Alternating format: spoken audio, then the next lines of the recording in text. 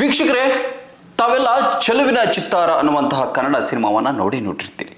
ಕೊನೆಯಲ್ಲಿ ಏನಾಗುತ್ತೆ ಅಂತ ಹೇಳಿದ್ರೆ, ಅಮೂಲ್ಯ ಮತ್ತು ಗಣೇಶ್ನನ್ನ ಮದುವೆ ಮಾಡಿಸ್ತೀವಿ ಬನ್ನಿ ಅಂತ ಹೇಳಿ ಊರಿಗೆ ಕರ್ಕೊಂಡು ಹೋಗ್ತಾರೆ.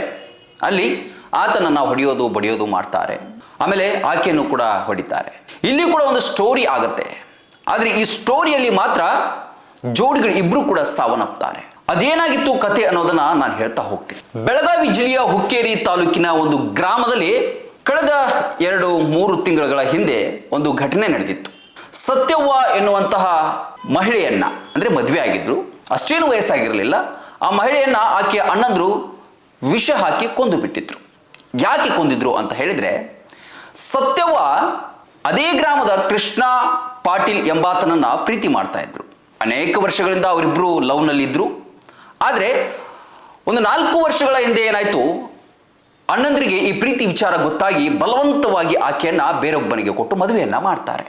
ಅದಾದ ನಂತರ ಆಕೆ ಹೆಸರಿಗಷ್ಟೇ ಗಂಡನ ಮನೆಯಲ್ಲಿ ಇರ್ತಾಳೆ. ಆಕೆಯ ಮನಸ್ಸಲ್ಲಿ ಮಾತ್ರ ಕೃಷ್ಣ ಪಾಟೀಲ್ ಯಾವತ್ತೂ ಕೂಡ ದೂರ ಆಗಿರೋದಿಲ್ಲ. ಅವನ ಕನಸಿನಲ್ಲೇ ಆಕೆ ಯಾವಾಗಲೂ ಕೂಡ ಕನ್ವರ್ಸ್ತಾ ಇರ್ತಾಳೆ.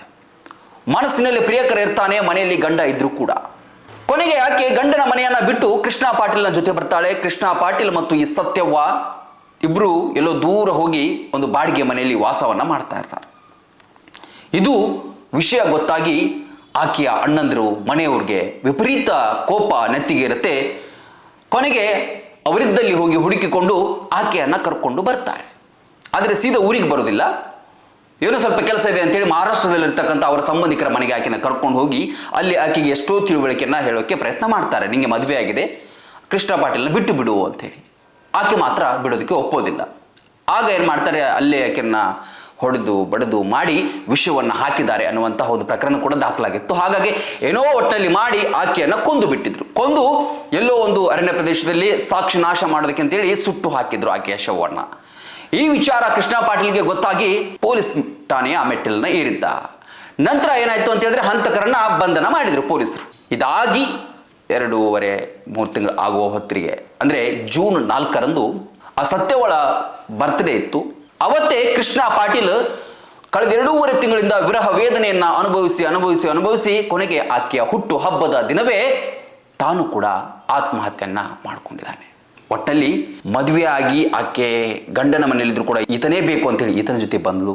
ಕೊನೆಗೆ ಅಣ್ಣಂದ್ರು ಆಕೆಯನ್ನು ಎಳ್ಕೊಂಡೋಗಿ ಕೊಂದು ಬಿಟ್ರು. ಇಲ್ಲಿ ಕೂಡ ಕೃಷ್ಣ ಪ್ರಿಯಕರ ಇದೀಗ ತನ್ನ ಜೀವವನ್ನ ಅಂತ್ಯಗೊಳಿಸಿದ್ದಾನೆ. ಈ ವಿರಹ ವೇದನೆ ಅನ್ನೋದು ಕೆಲವರ ಮನಸ್ಸಲ್ಲಿ ಯಾವ ರೀತಿ ಮೂಡುತ್ತೆ, ಇವತ್ತಿನ ಯುವಜನತೆ ಯಾವ ಕಡೆ ಹೋಗ್ತಾ ಇದ್ದಾರೆ ಅಂತ ಹೇಳಿದ್ರೆ ಬಹಳಷ್ಟು ಆತಂಕ ಆಗುತ್ತೆ. ಹಾಗಾಗಿ ಇದೊಂದು ಅಪರಾಧ ಪ್ರಕರಣ. ಹಾಗಾಗಿ ಜೋಡಿಗಳಿಬ್ಬರ ದುರಂತ ಅಂತ್ಯ ಕಂಡಂತಹ ಸ್ಟೋರಿ ಇದಾಗಿತ್ತು. ಮದುವೆ ಹಾಗೂ ಶುಭ ಸಮಾರಂಭಗಳು ಬಂದ್ರೆ ಸಾಕು, ಎಲ್ರಿಗೂ ಬಟ್ಟೆ ತಗೊಳ್ಳದೆ ದೊಡ್ಡ ಚಿಂತೆ ಆಗತ್ತೆ. ಬೆಸ್ಟ್ ಹಾಗೂ ಬ್ರಾಂಡೆಡ್ ಬಟ್ಟೆಗಳೇ ಸಿಗ್ಬೇಕು ಅಂತ ಎಲ್ರು ಅನ್ಕೋತೀವಿ ಅಲ್ವಾ? ಎಸ್, ಆ ನಿಮ್ಮ ಕನಸನ್ನ ನನಸಾಗಿಸುತ್ತಾನೆ ಬಂದಿದೆ ಆರ್ ರಾಮದುರ್ಗ ಬಟ್ಟೆ ಮಳೆಗೆ. ಮುಧೋಳದಲ್ಲಿರುವ ಈ ಬಟ್ಟೆ ಮಳಿಗೆ ಜವಳಿ ಕ್ಷೇತ್ರದಲ್ಲಿ ಸುಮಾರು 50 ವರ್ಷಗಳ ಅನುಭವ ಹೊಂದಿದೆ.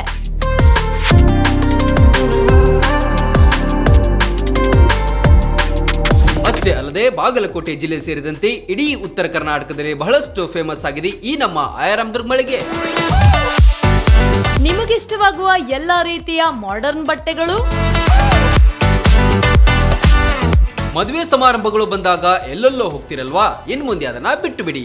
ಕುಟುಂಬ ಸಮೇತರಾಗಿ ಮುಧೋಳದಲ್ಲಿರುವ ಆರ್ ರಾಮದುರ್ಗ ಬಟ್ಟೆ ಮಳಿಗೆಗೆ ಬನ್ನಿ. ನಮ್ಮಲ್ಲಿ kids wear, men's wear, women's wear ಇತ್ಯಾದಿಗಳೆಲ್ಲವೂ ಲಭ್ಯ. ಸಂಪೂರ್ಣ ಪರಿವಾರದ ಪರಿಪೂರ್ಣ ಖರೀದಿಗಾಗಿ welcome to R Ramadurga textile. Run TV news videos ನೋಡಲು ಸಬ್ಸ್ಕ್ರೈಬ್ ಮಾಡಿ, ಬೆಲ್ ಐಕಾನ್ ಪ್ರೆಸ್ ಮಾಡಿ.